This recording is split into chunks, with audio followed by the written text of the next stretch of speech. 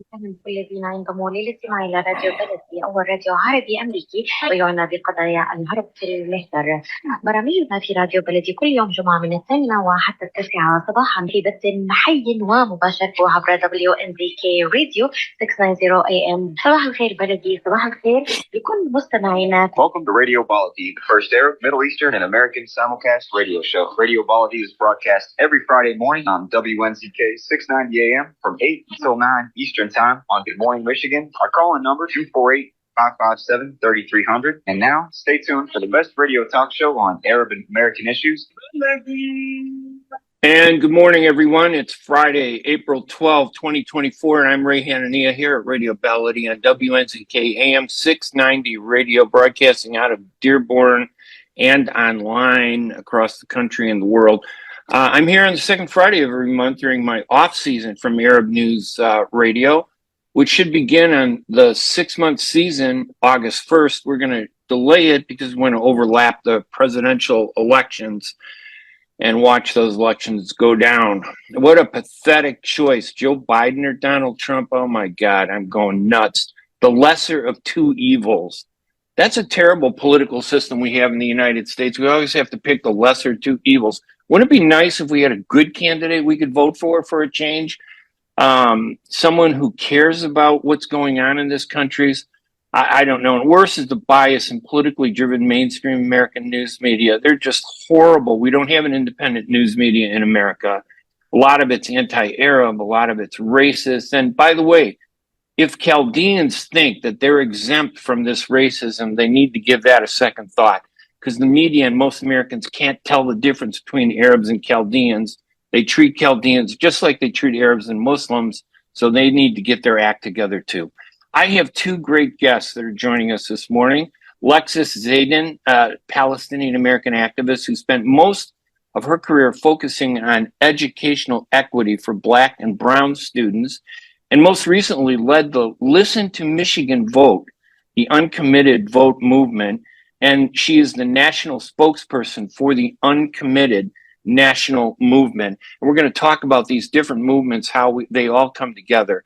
And we also have Samra Lukman, a lifelong resident of Dearborn, an activist for social and environmental justice, and the former co-chair for the Abandon Biden movement in Michigan team during the presidential primary. She works through several local PACs in the southeastern Michigan area and has been a leader in the community for over 20 years.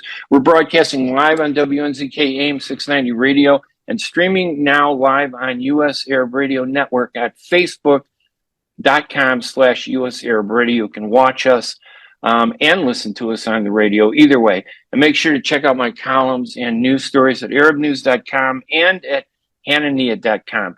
We're going to take a quick break, and then when we come back, we're going to talk to Lexis and our other guest, Samra, and we'll go through some of these issues. So hang tight. Let's take a quick break, and we'll be right back right after these messages. ArabNews.com, bringing you breaking news from across the Middle East and the latest on Arabs in America. Get inside the latest headlines with expert analysis and insights at ArabNews.com. Join over 5 million Facebook fans and over 10 million monthly readers. ArabNews.com, news that matters to you. Ziyad brand. Quality products from our family to yours. Ziyad Brothers Importing offers the finest quality products, including brands like Sultan, Kraft, Nestle, Hook, Rico Picon, Donna, and many more. Ask your retailer to carry these fine products because you deserve the very best. For more information, visit our website at www.ziyad.com. That's www.ziyad.com. Ziyad, quality products from our family to yours. At Top Rehab Physical Therapy Clinic in Dearborn, we provide effective physical therapy sessions in order to limit pain and discomfort. Top Rehab provides physical therapy care for any diagnosis prescribed by a physician, and we regularly see and treat conditions such as stroke, TMJ, fibromyalgia, sciatica, joint pain, and more. We use a variety of pain management methods, including modalities, soft tissue mobilization, and therapeutic exercise. If you're in need of physical rehabilitation or physical therapy, get the highest quality health care at Top Rehab. Most insurance is accepted, and we're open Monday, Wednesday, and Friday 8 to 6, Tuesday and Thursday 8 to 5, and Saturday 10 till 2. Call for an appointment today at 313-846-0555. That's 313-846-0555. Choose Top Rehab Physical Therapy Clinic on Michigan Avenue in Dearborn. Life's too short to be in pain. And welcome back to Radio Ballady. I want to welcome my two guests. Lexus, thank you so much for joining us. I really appreciate it. It's 5 a.m. where I'm at, out on the the Pacific Coast doing some business, so it's killing me. We also have Sam, Samara Lukman. Sam, how are you? Can Good you hear morning. us, Sam? Doing well. Great. Good morning. Thank you, guys. And Lexus, how's it? You can hear us okay? Everything is good? Everything's great. Yes, thank you for having me. So let me just start out with the structure of all this. You guys, first of all, you guys did a great job. When I have covered politics 45 years, I've gone through every one of these states where all of your groups have worked and tried to get the message across, and it's been very effective. The only problem we've had has been the media trying to downplay it to make it sound like it doesn't exist, not acknowledging it. Even some of the election boards not, acknowledging the numbers, trying to brush it aside. Lexus, let me just start with you. Give us an overview of your movement, and is it coordinated with Abandon Biden? Yours is the Uncommitted National Movement, correct? Tell us a little bit about that, and how does it dovetail with Abandon Biden, and then we'll talk with Sam. Yeah, thank you. Well, first, thank you for having me, and good morning. 5 a.m. is a little hard. It's 8 a.m. here. I'm a little tired. But excited to just share a little bit about the backstory to Uncommitted. We'll share that it's actually not, it does not dovetail off of the Abandon Biden. Those are two very separate movements. And ultimately, the Uncommitted, which originated in Michigan, started off as Listen to Michigan, since Michigan is the very first primary that kicked off on February 27th. Originated from a couple strategists that came together to think about how can we activate our right to vote as a way to send a message to Biden and his administration to let them know that Michigan does not sign off on genocide. A lot of our community members, particularly Michigan being Arab and Muslim, have been deeply impacted by the ongoing genocide that's happening in Gaza. Me being Palestinian myself and having family back home, we've done everything we could. We've protested in the streets. We've gone to our elected officials' houses. We've called, we've emailed. And clearly everything that we have been saying has fallen on deaf ears when you have 80% of Democrats that are calling and demanding for a permanent ceasefire, and only 4% of your Congress is responding. And in addition to that, your president that is continuing to send aid and munitions to Israel after hearing the cries and the pleads of the people that he is supposed to serve. We decided that come February 27th, we are uncommitted to Joe Biden as a president, someone who's continuing to send use our tax dollars to send aid to a right-wing fascist government that Netanyahu is leading, that is, literally executing war crimes against Palestinians. We decided that the best way to activate our right to vote was to vote uncommitted, to let President Biden and his administration know that there are a number of key constituents that are currently uncommitted to him, and that if he does not listen to us, he is most definitely threatening our democracy come November. And so we organized with a shoestring budget, less than 3 weeks, and got over 101,000 votes. We ended up getting 2 delegates, which was never in the books. And the next morning, the vote took the nation by storm, where you saw people groups across the country begin to organize in Rhode Island, Connecticut, Washington, Minnesota, Missouri, Hawaii, and choose to protest vote against President Biden because of his his stance in the ongoing genocide that's happening. All right, let me bring Sam in. Sam, first of all, pronounce your first name for me so I don't keep massacring it every time I introduce you. I apologize. No worries. You can call me Sam. It's Samra or Samra, whatever is easiest for you. Samra. Okay, they put that little accent there, and I'm going, oh, do I got to say that second A, or do I just go through it? That's me being raised American, English. My parents didn't want me to speak Arabic, which is why I became a journalist instead of a doctor, which I sometimes regret. Sam, welcome to the program. Tell us a little bit about abandon Biden, Michigan, and what they did, and even nationally, because both these groups are kind of national. I see them spreading all over. But tell us about yours. Yeah, so Abandon Biden was actually formed by a group of leaders coming out of Minnesota. And essentially what they did back in October is they said that there was going to be a red line, an ultimatum given to the president by October 31st. If he did not call for a ceasefire by then they would make a movement essentially to abandon him in November and, cost him the election. The movement really was born out of the massacre of the numbers of children and civilians that we saw early on, reaching, I think at that time it was still under 10,000 or in the 10,000 range. And for us, that was already enough of a red line to have crossed. And we saw Joe Biden supporting this genocide, enabling and committing the genocide with Israel, even at that time before the additional statements had been made, before he had sent additional arms. And so this is kind of, it was already a red line for us at that time. By October 31st, obviously, he did not call for a ceasefire, and the movement proceeded to spread from Minnesota all the way to all of the swing states, essentially creating a swing state strategy where we would ensure that he would lose the election.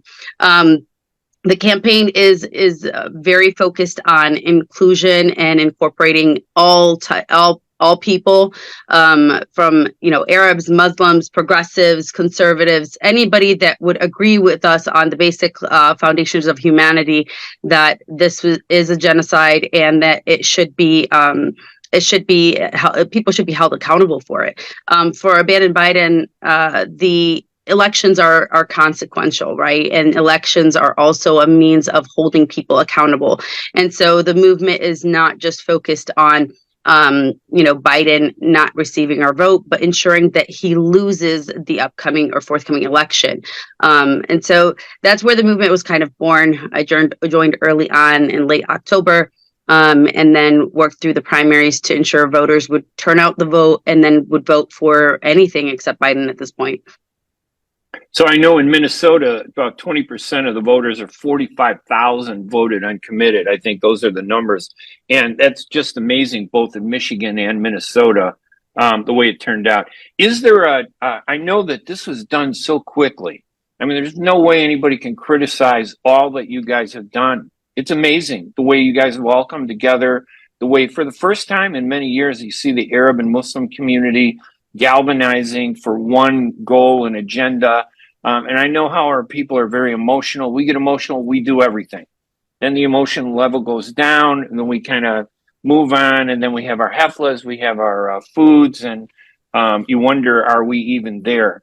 I want to ask both of you guys, do you think this is going to sustain itself through the November presidential election, now that the primary elections are over? And I know Biden is doing, he's just terrible what he's done, but he recognizes the impact that you guys both have had, the movements that you guys have been with. And he's been trying to undercut that. What do you think is going to happen? Lexus, in November, can this movement sustain itself? Even let's say if the violence and Israel's carnage finally stops and they start bringing in aid and they start making things look good, is that going to change the attitude going into November 5th? Yeah, I mean, I think it depends on how you choose to look at it. There's long-term strategy here, and then there's short-sighted vision as well. And I think, the short-sighted vision is really, I can't speak, the community is not a monolith. I can't speak for every single person in my community. But what I can say is that there has been movements that have made a clear statement and message to Biden to let him know that his current decisions that he is making is alienating a key block of voters that could potentially hand this presidency over to Trump if he does not change course. And so ultimately, for short-sighted vision, it really does fall on Biden right now. The onus is on Biden to decide what choices is he going to make to potentially change the course, or to change course on Gaza, to potentially change how people are going to respond to what happens in November. People are angry. They have a right to be angry. You have a president that is supposed to be the leader of this free nation, that's supposed to center human life, democracy, and equity, justice for all people, that has really thrown those prime values for our society out of the window to particularly side with a very right-wing fascist government that sits in direct opposition with what we believe.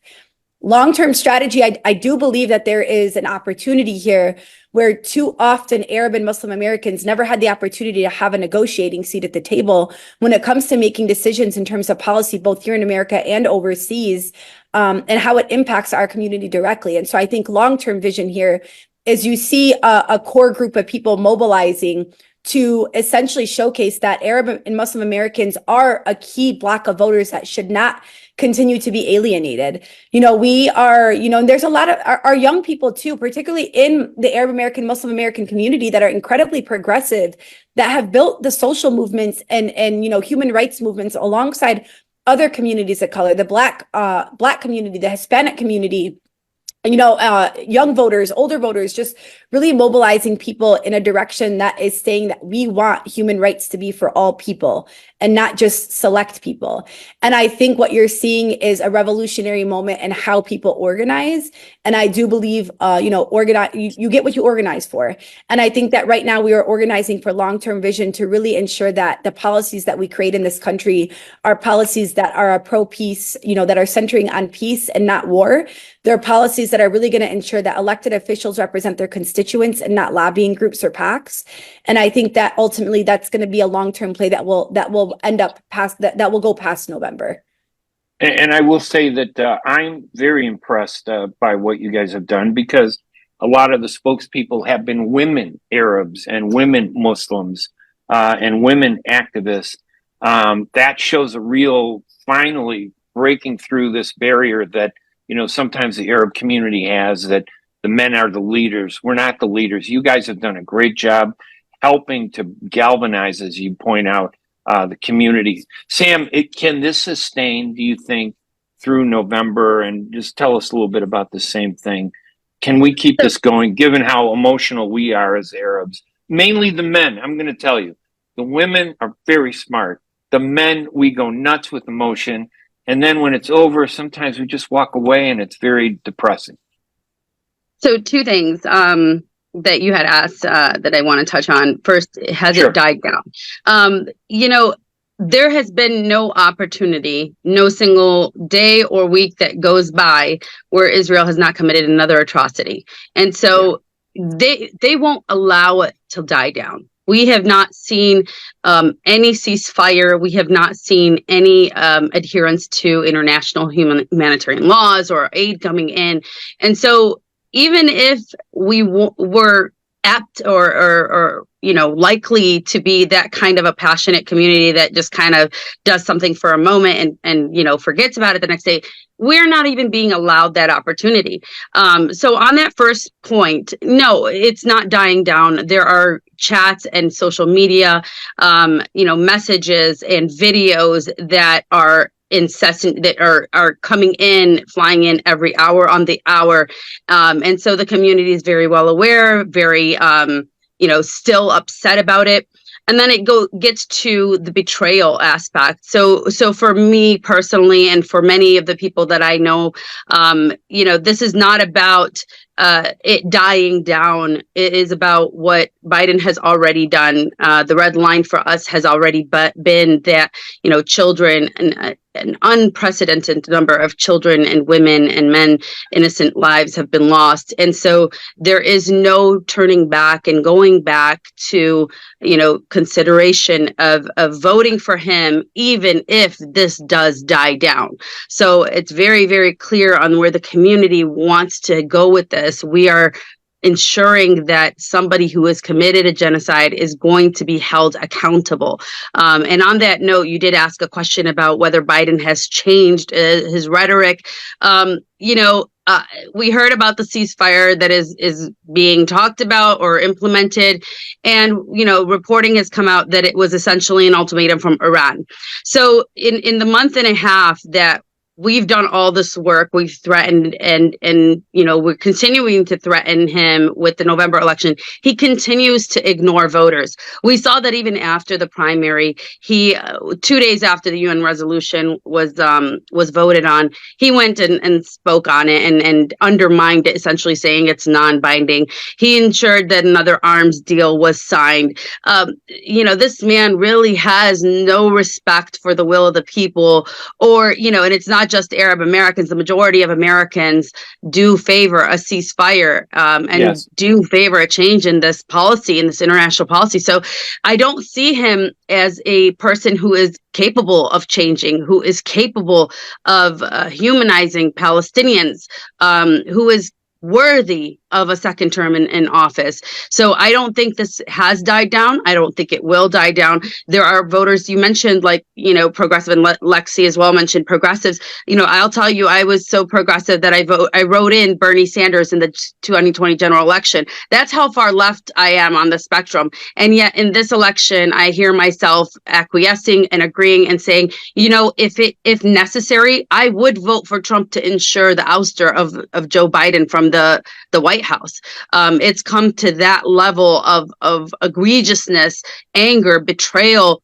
And at this point, we're even considering threatening other Democratic candidates. For example, our Senate race here in Michigan. I'm considering voting Justin Amash if he were to win the Republican ticket over Alyssa Slotkins, a Zionist Democrat. So it is impacting, I think, even down ballot races, and it's something that the Democratic Party really needs to assess a little bit more seriously. Yeah, I think this is the first time that Arabs have looked at American politics and realized that there really isn't much difference between Republicans and Democrats when it comes to Arabs, Muslims, Palestine, or anybody that looks Arab or Muslim, because they treat those people as badly as they treat everybody else. I know that in a way, it's kind of like a crime that is committed.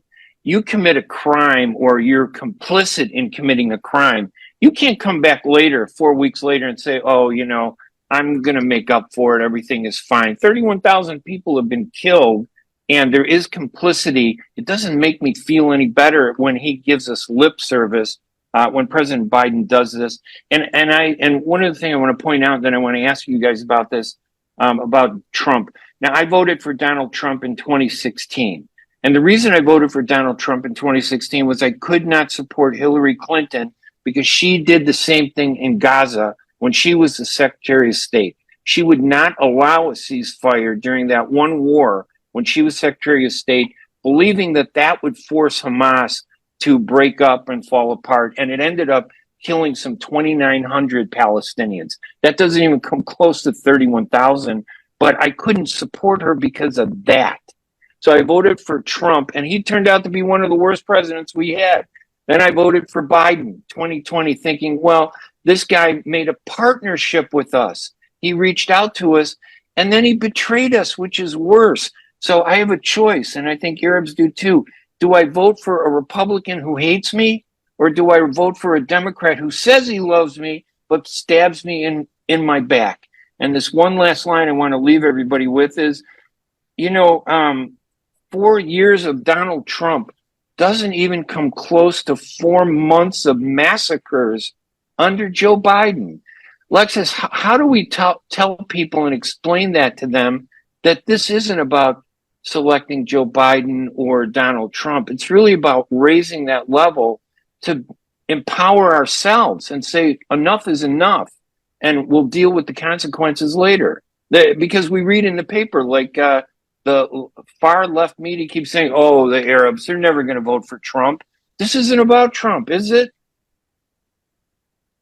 Yeah, I think it's a very loaded question because rightfully so, people engage in things like this emotionally, as you said.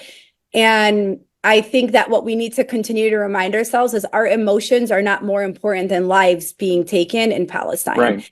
And that Right. we don't know what will happen in November. And that I ask folks to remember to always center the lives that are being lost, and that we are only accountable to the children, the men, and the women in Gaza over us trying to send a message to any president. Our emotions they should never supersede the value of human life. Now, with that being said, I believe that there is, again, it's long-term strategy. The issue, I believe, with Arab Americans is that we have far too often, we swing whichever side we believe we want to go to. And it doesn't create collective long-term strategy or power within a specific party. And it's okay. Not that it's okay, but it's understandable. When you think about the role that America has played and literally decimating the Middle East. And I, as a Christian and a Palestinian, I've often said that I believe that they've also created major divide within the Arab American community, both between the Christians and the Muslims. You've seen it in Iraq. You talked about it and mentioned it with the Chaldeans. There's been so much divide that has been led by so much war that has been spread across our region because of Israel and the United States. And so I think what people need to remember is that it's about building power under the premise of valuing human life. For me personally, what I will say is I have never voted Republican and will never vote Republican, because on the basis of principles, Republicans do not stand for what I believe in.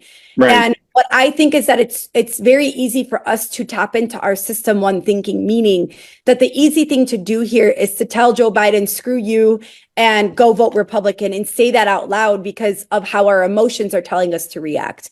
What I think we have here is a prime opportunity to ensure that we are remaining accountable to the people in Palestine by demanding Joe Biden call for a permanent ceasefire, and to mobilize people behind a progressive stance that no longer will it be that Arab Americans have to sacrifice for the rest of this world.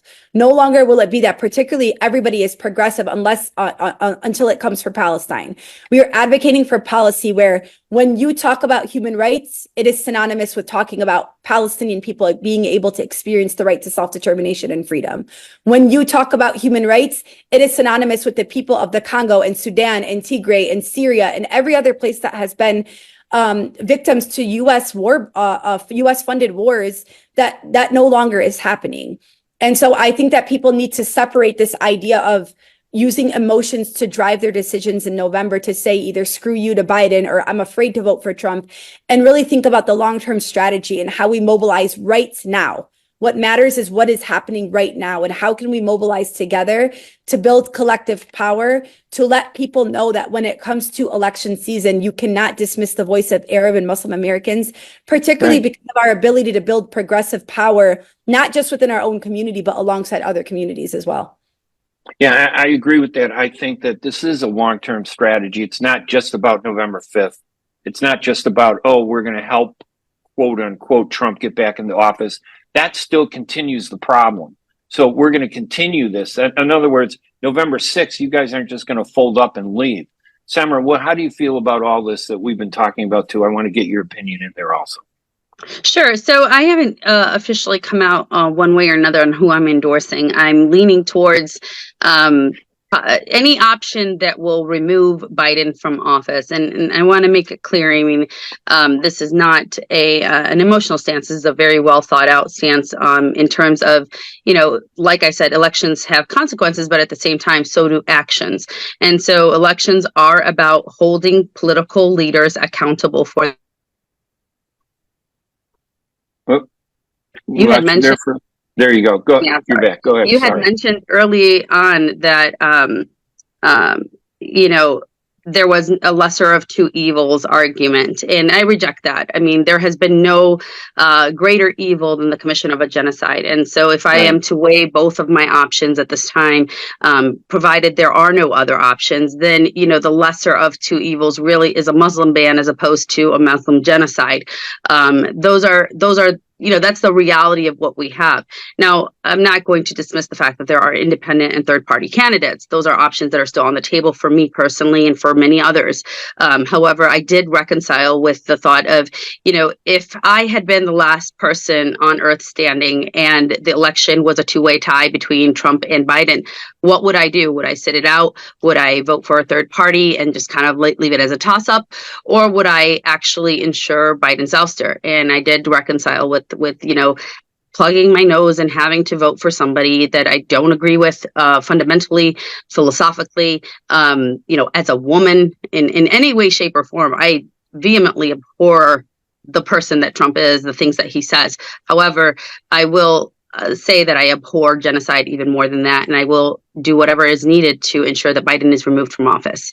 So, you do have a lot of people who are, and understandably so, who are, kind of debating still the same thing. Like, I took a lot of time to think of it. I've never had to sit down and think about a presidential election for hours at a time the way I have with this one. And I completely understand the frustrations that a lot of other progressives are having in terms of saying, coming out and saying, would I ever consider voting for Trump?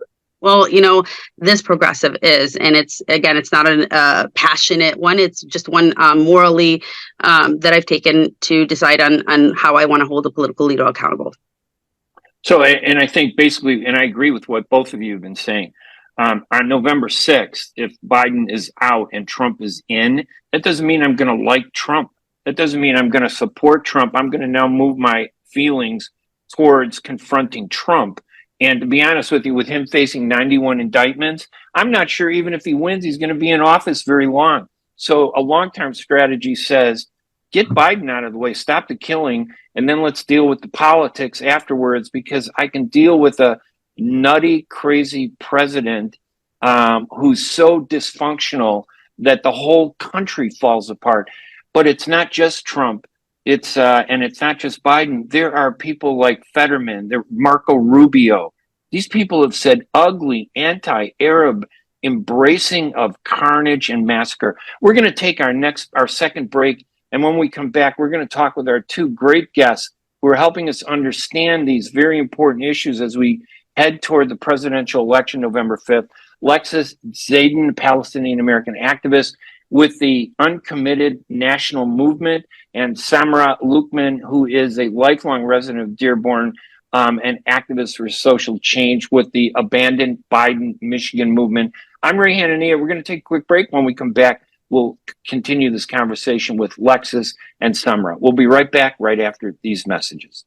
With more than 30,000 successful in vitro fertilizations, IVF Michigan is now ranked as one of America's best fertility clinics, according to Newsweek magazine. IVF Michigan fertility centers are the recognized leaders in high-quality fertility care. With locations in Bloomfield Hills and 9 other cities in Michigan and Ohio, IVF has experts in all aspects of the field. A founding member, American board-certified Dr. Nicholas Shama, is one of the leading reproductive endocrinologists in Michigan and Ohio. He has performed over 20,000 successful IVF cases, and it's helped thousands of couples fulfill their dreams of parenthood.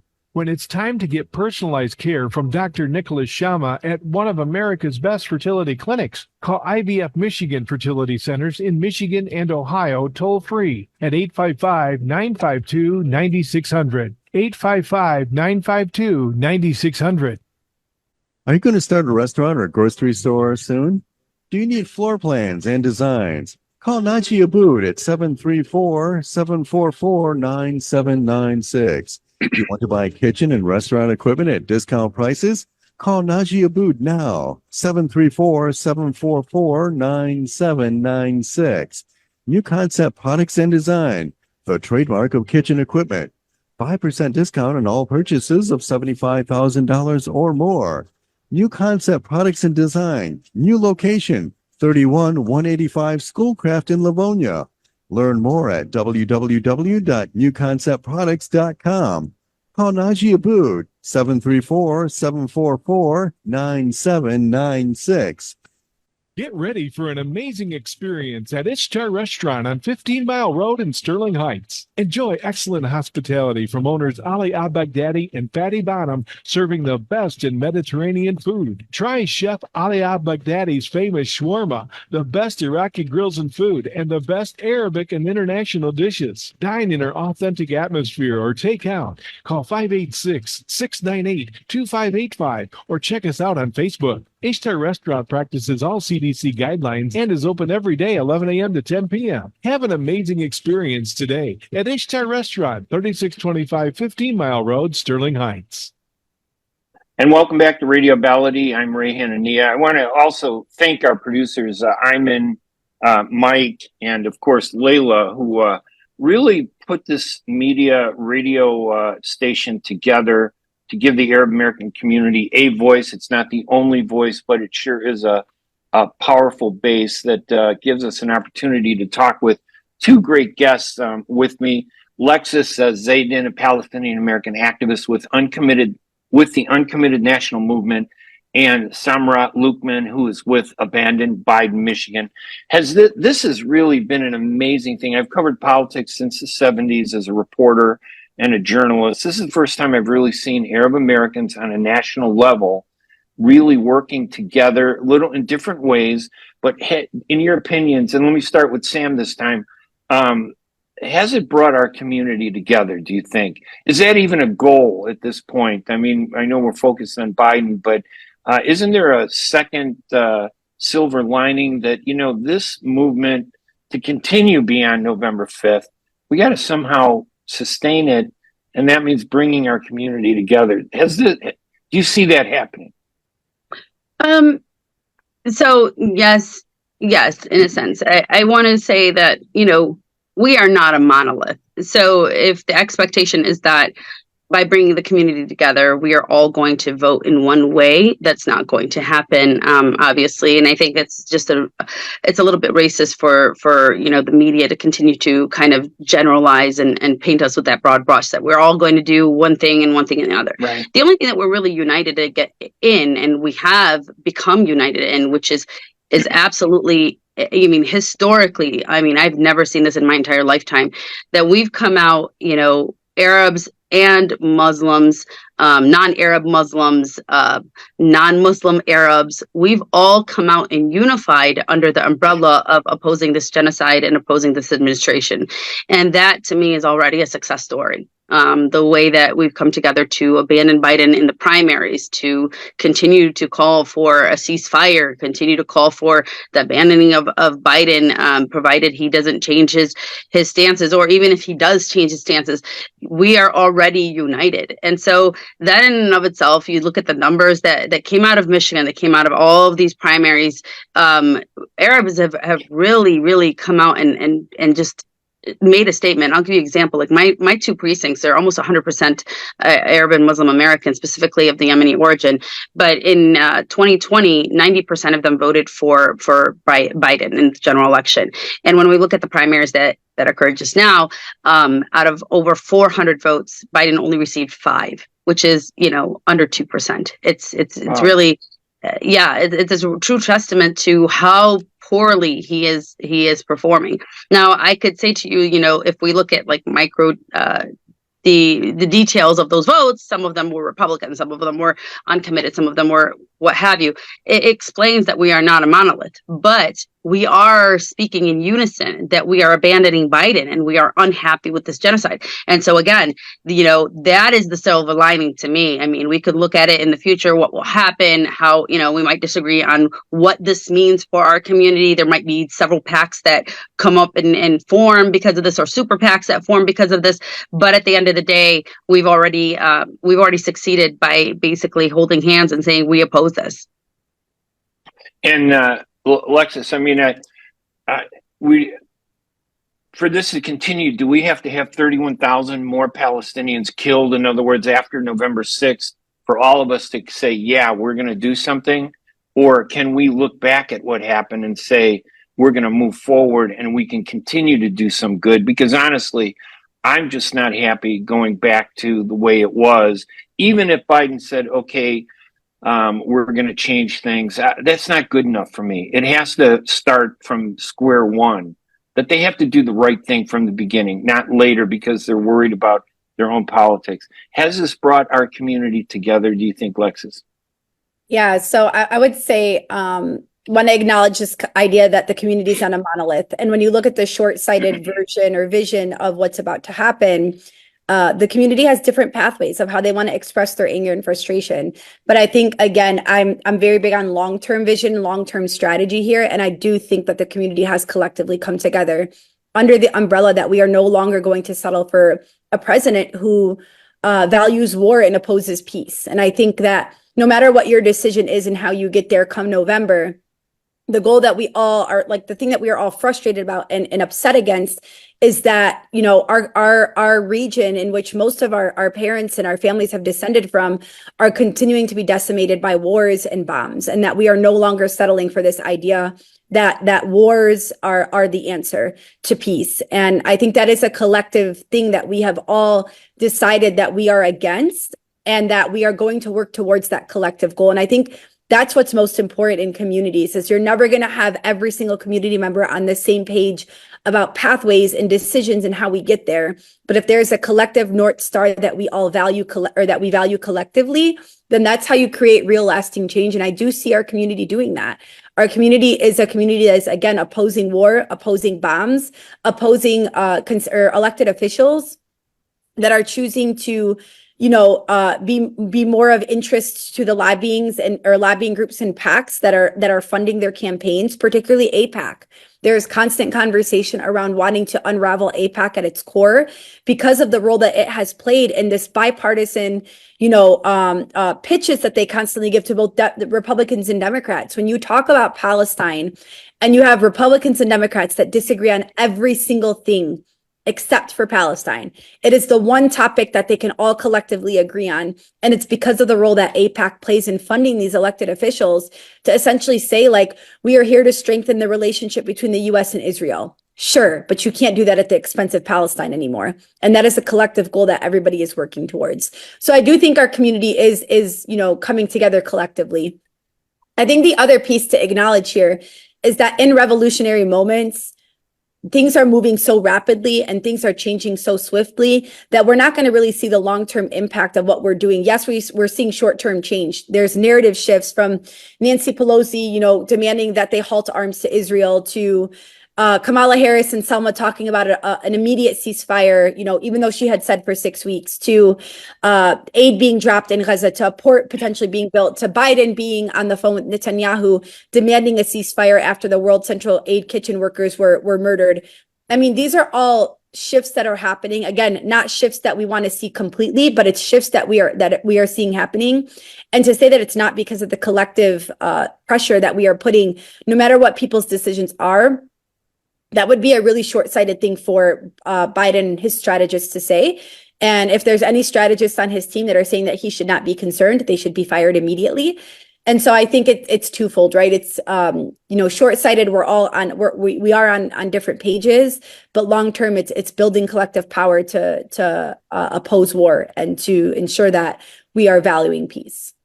So we shouldn't lose sight of the fact that the way this whole thing is described in the media and by politicians, it started October 7th. No, it didn't start October 7th. It's almost, that's even worse when people tell me that. I go, wait a minute, are you kidding me that the 200 people that were Palestinians killed prior to October 7th in 2023 don't matter? The 400 Palestinians killed in 2022 before October 7th, they don't matter? That's a fundamental problem that we have in this country, that the only time this matters is when Israelis are victimized and it starts a conflict and it gets blurred and the media plays into it. All those horrible things that were said about October 7th, and I'm not going to justify October 7th at all. A lot of innocent people were murdered, and I don't think any of us are saying that we wanted to see that at all. But the lengths that they went to create an environment in which it allowed Israel's government to go and do whatever it wanted to a civilian population in Gaza, to destroy mosques, churches, schools, hospitals, entire villages, entire cities, every home, every business. They created that atmosphere to do that. So we're going to take our final break, and then I'd like to ask the two of you, instead of me telling you what the topics are, you can expand it. Tell us, what am I missing? What are we missing? What do we need to do? What direction we should go at? I'm Ray Hanania. We're going to take a quick break. When we come back, we'll continue our discussion with Lexus Zayden and Sam Lukman. I'm Ray Hanania. We'll be right back right after these messages. ArabNews.com, bringing you breaking news from across the Middle East and the latest on Arabs in America. Get inside the latest headlines with expert analysis and insights at ArabNews.com. Join over 5 million Facebook fans and over 10 million monthly readers. ArabNews.com, news that matters to you. Life for Relief and Development has now been rated as one of the best charities for humanitarian aid. Life's humanitarian projects span the globe, and Life is celebrating its 30th anniversary of providing essential life-saving aid to people and communities in 36 countries, regardless of race, color, religion, or cultural background. Where there is life, there is hope. And when disaster occurs here or around the world, including being one of the first responders to the Turkey-Syria earthquake crisis, Life for Relief and Development rushes in to provide food, medical aid, and shelter to those in need. We are looking to help the earthquake victims, and we take 0% overhead on emergency donations. So please help improve these efforts. Learn more about our involvement to help the helpless and bring hope where it's needed most. And make your tax-deductible donation to Life for Relief and Development now at lifeusa.org or call 248-424-7493. That's 248-424-7493. When you're looking for the best in optical care, Dr. Imad Nakash is your doctor to see. With years of experience and thousands of successful procedures performed, you can trust your eyes to Dr. Imad Nakash. See Dr. Imad Nakash and his professional staff for your eye care needs. There's 2 locations to serve you. In Hazel Park, call 248-336-3937. 248-336-3937. In Rochester Hills, call 248-299-3937. That's 248-299-3937. And welcome back to Radio Baladi. I'm Ray Hanania, and we have 2 great guests, Samra Lukman from the Abandoned Biden, Michigan movement, and Lexus Zayden from the Uncommitted National Movement. These 2 groups and other groups have done a tremendous job of elevating important issues and getting the community and supporters in around us, not just Arabs and Muslims, but other people who believe in the principle of not doing what has been done. This is, I just kind of want to turn it over to each of you and just maybe talk about something that I haven't brought up that you feel is important. Samra, if you want to start first, any other issues that you think we should be talking about that I haven't brought up? Yeah, a couple things. So first, I want to just reiterate that the views that I expressed are my own personal views and not reflective of any campaign or political action committee that I work with. And second, there is an issue in terms of political engagement. We've seen a lot of our community members turn out for protests, turn out for, boycotts, things like that. But we haven't seen a lot of them.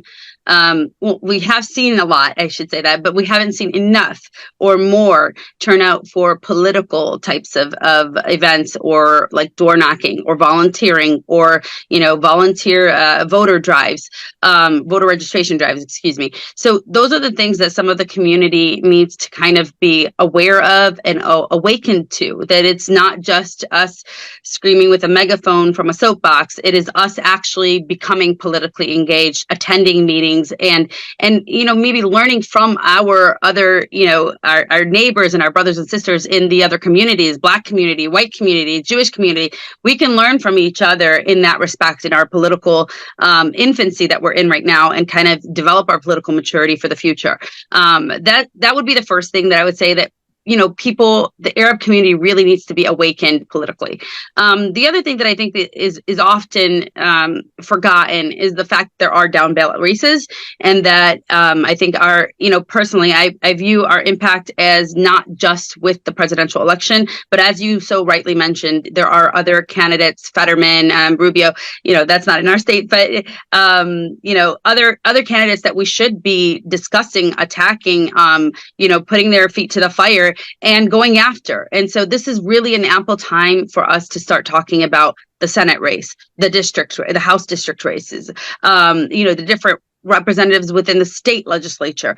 All of these people are now also at risk and should be talked about. I mean, we should be talking about Shri Tanadar and Haley Stevens and Alyssa Slacken. We should be talking about all of these people. It is not just Biden might lose or win. It's everybody down the line. I think that, as a community, I mean, the majority of Arabs and Muslims have been predominantly Democratic for the last couple of cycles. And I think that one of the biggest things that we've seen, even larger than what happened with, the backlash from 9/11 is this really sense of betrayal from the Democratic Party. And, I know the pendulum swings left and right into extremisms, but we always do find our happy medium. And I'm very, very, I'm very enthused at our level of activism, but I'm also very confident that our community will find its niche in the political spectrum. And thank you for having me.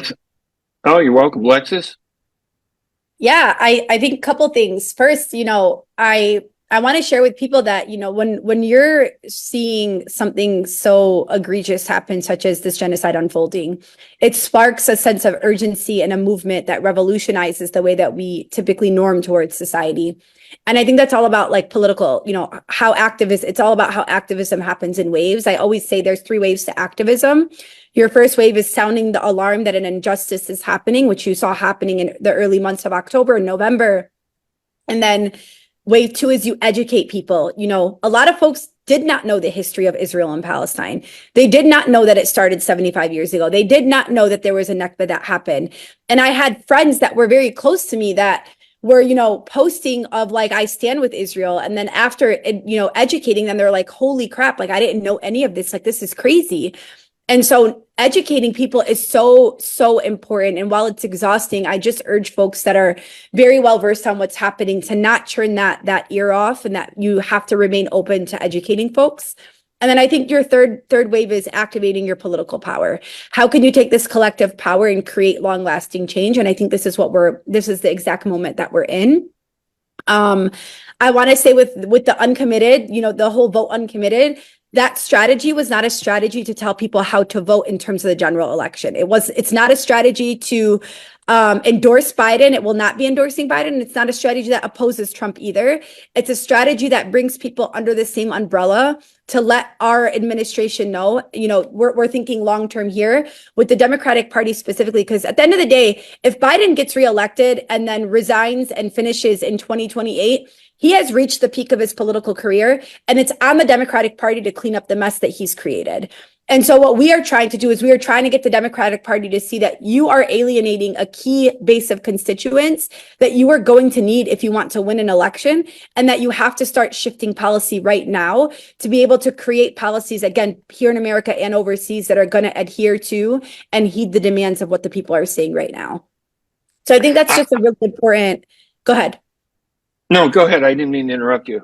Just that's just a really important thing to keep top of mind. And then want to agree with Samra that down ballot strategy or down ballot races right now are incredibly important, especially to protect the squad. You have AIPAC that's investing so much money to go against so many of our key squad members, particularly, you have Summer Lee, Jamal Bowman, Cori Bush especially, who actually will be here in Michigan in a couple weeks, or actually next weekend, to do a fundraiser to raise money to ensure that we do not have any of these pro-ceasefire, anti-war candidates that are going to be ousted by AIPAC. And so we just really advise folks that are across the country that one, we have to ensure that these people that are already in Congress stay in Congress, that are pro ceasefire, anti-war folks. And so if you're able to donate, I would encourage you to go to their web pages and donate. And if you have folks that live in these areas with these elected officials, to ensure that you go out, you canvass, and you support and you vote for them. And then think about other candidates that are currently not on the ballot that are pro ceasefire, and how can we mobilize to ensure that they get elected as well. I've had reporters from the Washington Post, the New York Times, CNN, they all call me and go, Ray, you've been in journalism 45 years. Are you telling me you are going to undermine Biden and put Donald Trump back into office? And every response has always been the same. You guys don't understand what's going on from our perspective. And maybe you should stop being, not you, but these journalists, stop being political. Stop being political activists and start doing your jobs, reporting on the story, because they are trying to, describe us. They're trying to frame us. They're trying to explain us in a way that gets us to change our minds, but they're missing us. And I think the two of you have done a great job. I'm just really proud to see the two of you really, in a very clear voice, explain what it is that we're doing. And if the media isn't listening, that's their problem. It's not about Trump. I don't care about Trump. I really care about 31,000 people that have been murdered. And I don't want to see it continue. I care about, and I think you guys do too, a United Nations, U.S. veto of a resolution to stop killing. How does somebody vote against that? Half the Chicago City Council, these were people that were Democrats who I thought were great people, voted against the ceasefire and said, and I asked them, I said, you're voting against stopping killing? How do you do that? I can't support them anymore. So I think that there is an important change taking place here.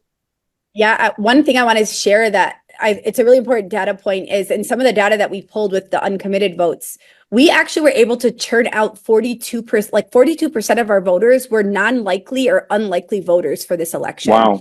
And what I think is really important to name here is, part of insulating and protecting our community, and I've heard this often, even from reporters, is, the Arab American, Muslim American community is handing this presidency over to Trump. And it for me, it's a full stop there, because I am not running for president. And since when is it ever to be that the voters are the ones that get a president elected? Why are we not having a conversation where presidents have to come to the stage and inspire folks to come vote for them? And so this idea that we are going to get Trump elected is it baffles me. And I think it's really important to continue the narrative that actually the media and the administration and Biden are the ones that are going to hand this over to Trump, because we've made it very clear that we want to keep a Democrat in office. We've made it clear that we want them to hear us. And what they're doing is they're continuing to make decisions that are going to value and side with the side of a right-wing fascist government. And if they expect people are not going to get angry and revolt against that, then they are in a different world. And so I wholeheartedly agree with you. And I think that what we've done actually with our movements is we've mobilized voters to engage in the democratic process of voting in ways in which they actually they created a disillusionment for these voters. They alienated these voters. They betrayed these voters. And so if anything, they should be thanking us for how we've been able to get voters to engage in going to the presidential primaries and actually telling Biden, we are upset with you. Even for ceasefire resolutions, I led and supported the one that happened here in Detroit.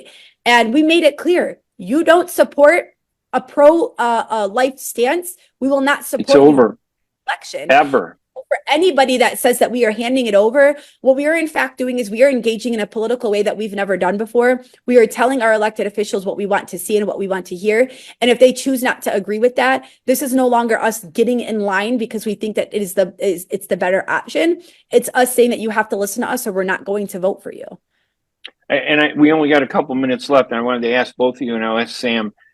There's been talk about, I know the Democrats have a convention, the Republicans have a convention. There's been talk that sometime in the end of summer, there might be a get together. I don't want to call it a convention, but maybe it is a convention where Uncommitted and Abandon Biden and all these other groups, where we bring it together to kind of really kind of put a exclamation at the end of this not the end of this movement, but to emphasize this movement. Sam, do you see any movement towards bringing everybody together, like in one way to get this? And again, you're speaking for yourself, but do you think that is going to happen, and should it happen? It could very potentially well happen. I mean, we don't know what's going to happen from now until August or November. I mean, Trump could be arrested by then, or Biden could die, or, I don't know. We'd be fortunate with either of those situations, but it's a possibility. And, we may see a ticket that is very appealing. Like, for example, if Jill Stein and West were to get together, maybe that would be more appealing for most of our Democratic voters. But I don't know that it would happen, not necessarily. Okay. Only because I don't know where our community is going. Are we still going to move towards the right? Are we going to stay centered? Are we going to, find that ideal candidate that can, espouse our values as well as, defend it, protect against genocide? But I'm not sure about that. All right. Last thing, Sam, tell me how people can find you. Do you have a website? Lexus, the same thing. If they want to get some more information on both of you, and because you guys are brilliant, and I appreciate you coming on by. Real quick, Sam, and then Lexus. Sure. My email is samraaluqman, SAMRAALUQMAN @gmail.com. My phone number is also public information. All right, Lexus. Oh, no website, but you can find me on Instagram, Lexis, Lexis, Dina, DENA, Zaidan, ZEIDAN. All right, we're at the end of our show. I want to thank everybody. I want to thank Mike and Aman and Layla, Lexus and Sam. Phenomenal. Gives me a lot of confidence we're doing the right thing. You guys have been great. I'm Ray Hanania. We'll talk to you later. Again, go to hanania.com for more information. Have a great week, everybody. Bye-bye. Bye. WNZK has available a few